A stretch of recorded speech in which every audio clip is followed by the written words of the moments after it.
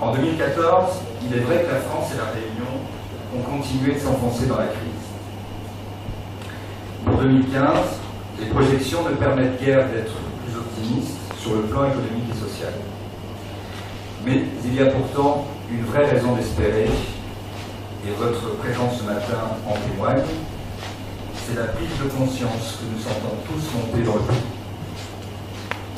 Face au défaitisme du système et des fausses élites, malgré les colères légitimes relayées par les extrêmes, les Français sont en train de comprendre qu'un autre chemin est possible pour surmonter la crise. Les Français prennent conscience que ce chemin passe par la reprise en main par la France de son destin, pour lui permettre de valoriser tous ses atouts et de reprendre la place qui lui revient dans le concert des nations. Cette lucidité croissante de nos compatriotes s'est exprimée dans les urnes en 2014 à l'occasion des élections européennes. Le nombre de voix obtenues par les listes Debout la France a été multiplié par 3 par rapport aux élections européennes de 2009.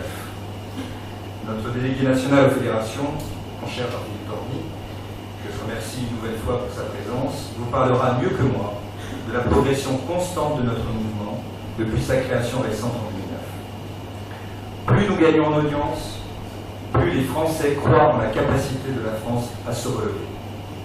Et plus les Français croiront en la France, plus nous gagnerons en audience. Mes chers amis, un cercle vertueux est en train de s'enclencher. Celui du redressement national, et chacun d'entre vous est un acteur essentiel de ce mouvement. Aussi, je tiens une nouvelle fois particulièrement à vous remercier pour votre présence ce matin.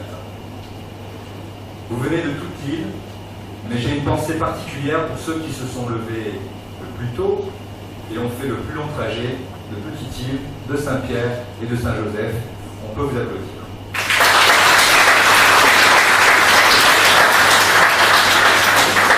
Ils sont venus accompagner Fabrice Lebon et Kalina Lorette, un binôme qui fait déjà trembler les ténors sudistes du LPS. Ils portent un engagement humaniste et sincère. Ils sont ressortis grandis et renforcés de parcours de vie marqués, comme pour beaucoup de Réunionnais, par la difficulté. Aux élections municipales, ils ont démontré qu'ils portaient déjà les espérances de milliers de nos compatriotes. Ils refusent la compromission et défendent jalousement leur intégrité. Plus je les connais, et plus je comprends la crainte qu'ils inspirent à nos adversaires. Merci aussi à ceux qui nous viennent de Saint-Louis, où Josette Brosse conduira une liste avec Arsène Mao. Josette Brosse nous vient de l'UMP, c'est de notoriété publique, et nous a rejoints pour être fidèle à ses convictions gaullistes et aller au bout de ses engagements. Arsène Mao est membre du Rassemblement pour la France, dont je salue le président départemental, Lucien Nouillan.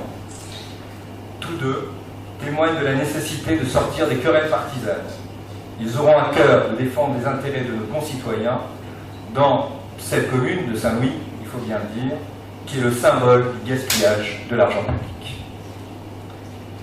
Merci à ceux qui viennent de l'étang Salé, des Avirons et de Saint-Leu. Ils ont la chance de soutenir Jean-Jacques Morel, le président d'honneur de la Fédération départementale, et Reine de Vaud. C'est un binôme expérimenté et courageux. Expérimenté parce que tous les deux connaissent bien les métiers qui font le cœur de l'action du Conseil général, notamment l'insertion et l'action sociale. Courageux, car ils auront face à eux 3 grands seigneurs féodaux. Je ne citerai pas leur nom. 3 grands seigneurs féodaux, même ceux qui prétendent faire de la politique autrement. Merci à ceux qui viennent de Saint-Paul, où nous présenterons une candidature, 2 candidatures. Alors il y a encore un peu de mystère sur les candidatures de Saint-Paul, mais on dévoilera ce matin un des membres du binôme, Jean-Paul Robin, qui vient de l'entreprise, qui sait que l'esprit d'entreprise est la première richesse d'un pays, que c'est dans l'entreprise que se forge le savoir-faire et se joue l'insertion sociale et professionnelle de notre jeunesse. Ils auront aussi à cœur, nos candidats de Saint-Paul, de défendre des secteurs d'activité économique essentiels pour la Réunion, que sont le secteur du bâtiment et des travaux publics et le tourisme. Merci aussi à ceux qui nous viennent aujourd'hui du port, de Saint-Denis, de Sainte-Marie, de Saint-André, du Tampon et de la Plaine des Palmistes. Votre présence à tous est extrêmement précieuse. Car chacun d'entre vous est là, et c'est un mot qui, je pense, et c'est un fait qui est rare à La Réunion, en toute indépendance. Vous n'êtes pas venus tenus par un chantage au petit contrat, ou par tel ou tel soutien financier ou alimentaire. Vous êtes là parce que vous êtes conduits par vos convictions et par la défense de l'intérêt général. Vous êtes là parce que vous êtes préoccupés par l'avenir de vos enfants et que vous ne cédez pas à la facilité du sauf-qui-peut général et à l'égoïsme ambiant. Vous êtes là parce que vous voulez que les Réunionnais se tiennent debout pour affronter les défis que la Réunion doit relever. Vous êtes là parce que vous avez compris que le redressement de la Réunion passe par les élections départementales et le renforcement du département. N'en déplaise aux technocrates parisiens et bruxellois qui pensent que le développement se décrète d'en haut. Ils veulent mettre toujours plus de distance entre les citoyens et ceux qui décident. Ils veulent limiter les moyens d'action des collectivités locales. Ils doivent le savoir, nous devons le leur dire. Le département n'est pas une collectivité de gestion que l'on peut supprimer. C'est une collectivité de projet qui doit le rester. Nos conseillers départementaux s'emploieront à la défendre. Le département, c'est la collectivité qui accompagne les projets de vie de chaque Réunionnais. C'est la collectivité qui porte les projets de chaque territoire. C'est la collectivité qui, par sa connaissance aiguë du quotidien, est la mieux à même de préparer l'avenir. C'est la collectivité de la proximité et des solidarités, et c'est la proximité et les solidarités qui fondent l'action publique, et sans solidarité et sans proximité, aucun développement n'est possible. Ce ne sont pas les grands chantiers et les multinationales qui font le développement d'un pays, pas plus que les politiques de rigueur d'ailleurs. Ce qui fait le développement d'un pays, c'est la valorisation des atouts du territoire par les femmes et les hommes présents sur ce territoire. Ce sont les solidarités familiales, économiques et sociales qui soutiennent les projets de ces femmes et de ces hommes. Ce sont les équipements et les services publics de proximité qui facilitent et accompagnent la réalisation de ces projets. Parce qu'elle est avant tout une collectivité de projet, le département est donc aussi la collectivité qui garantit le développement de la Réunion. À Debout la France, nous voulons que la Réunion soit debout, c'est-à-dire qu'elle s'engage dans la voie d'un développement responsable et durable. Pour cela, nous pensons que la Réunion a besoin d'une tête bien faite, de se libérer du poids des allocations de solidarité et de se tenir sur ces deux jambes. La tête bien faite, ce sont les élus, et notamment les élus départementaux. Comme le dit si bien Nicolas Dupont-Aignan, l'efficacité de l'action publique dépend de l'intégrité des hommes qui la mettent en œuvre. L'intégrité du conseiller départemental, c'est son émancipation du maire, et c'est sa fidélité absolue à sa mission première, permettre au département de jouer pleinement son rôle au service des Réunionnais et de la Réunion. Dans cette perspective, les candidats que nous présentons s'engagent à être pleinement disponibles, à porter eux-mêmes les projets et les doléances de leurs administrés, à exercer la plus grande vigilance quant à la bonne utilisation des deniers départementaux. Libérer la Réunion du poids des allocations de solidarité, c'est demander et obtenir que la solidarité nationale joue pleinement son rôle. Il est scandaleux que le département le plus pauvre de France soit aussi celui qui supporte un déficit cumulé des dotations de l'État supérieur à 800 millions d'euros. Ce déficit représente plus de la moitié du budget annuel de la collectivité. Une telle situation, c'est la négation de la solidarité nationale. C'est l'asphyxie financière annoncée de la collectivité. C'est l'impuissance programmée des futurs conseillers départementaux. Voter pour des conseillers départementaux Debout la France, c'est le seul moyen de refuser cette impuissance décidée depuis 2004 par les différents gouvernements, soutenue par les partis du système et donc par tous les candidats issus du système. Enfin, Pour que la Réunion se tienne sur ses deux jambes, il faut tirer les conséquences de la croissance démographique, de l'explosion de la demande sociale et de la précarité hors norme qui touche notre territoire. Depuis 1946 et la départementalisation, la population a été multipliée par 3.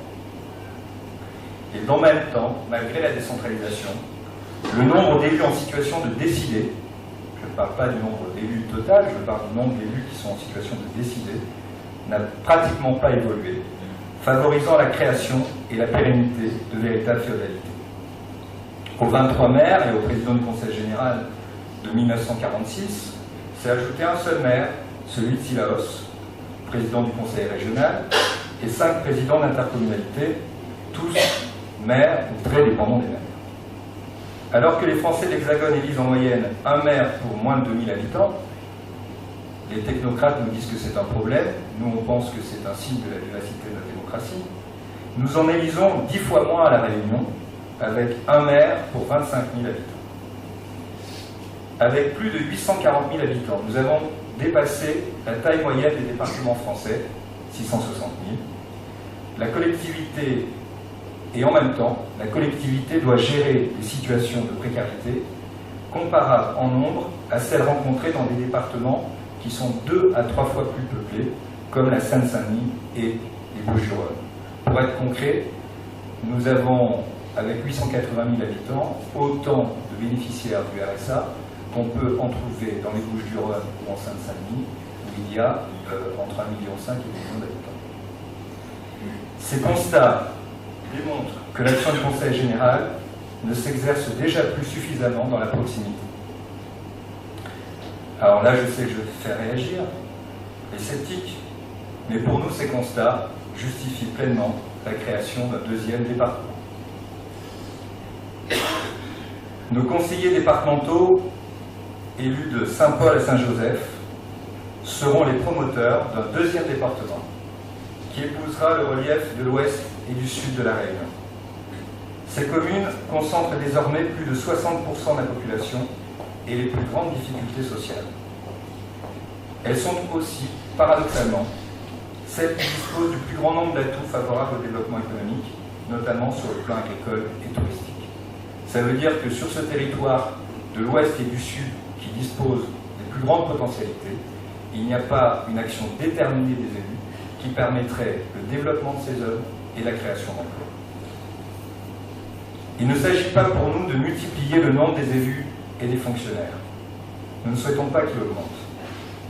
Il s'agit simplement de rapprocher les centres de décision des citoyens pour mieux accompagner les projets individuels et les projets de territoire.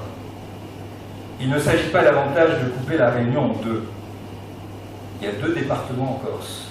Est-ce que vous croyez que l'identité corse en a été affaiblie? Avec le recul, et pourtant il y a beaucoup moins d'habitants en Corse qu'à la Réunion, avec le recul, force est de constater que le coup de panou des années 2000 a été un mot d'ordre démagogique qui a fait reculer la Réunion, tant sur le plan de la sécurité institutionnelle que sur le plan du développement. Dans le contexte réunionnais, la création d'un 2e département faciliterait aussi une vraie simplification administrative qui passe au plan national plutôt par la suppression des régions et des intercommunalités qui, elles, n'ont vraiment pas fait leur preuve.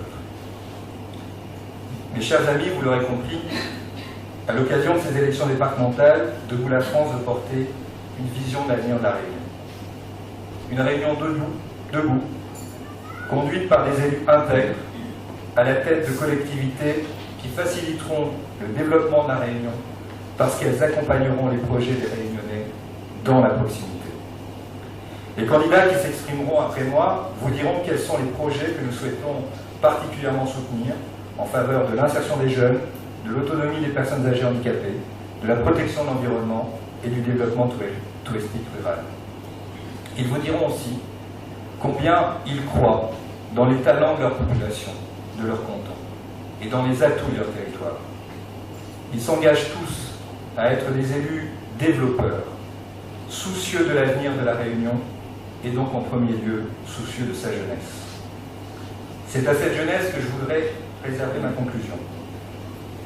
Il y a quelques semaines, j'ai rencontré, je je pense que Thomas est là, à son instigation, une dizaine de jeunes étudiants investis dans la vie universitaire. Des jeunes gens, diplômés, formés, suffisamment optimistes pour s'engager au service des autres, mais très pessimistes pour notre île, au point de considérer que l'avenir de la Réunion passe par le sacrifice d'une génération, leur génération.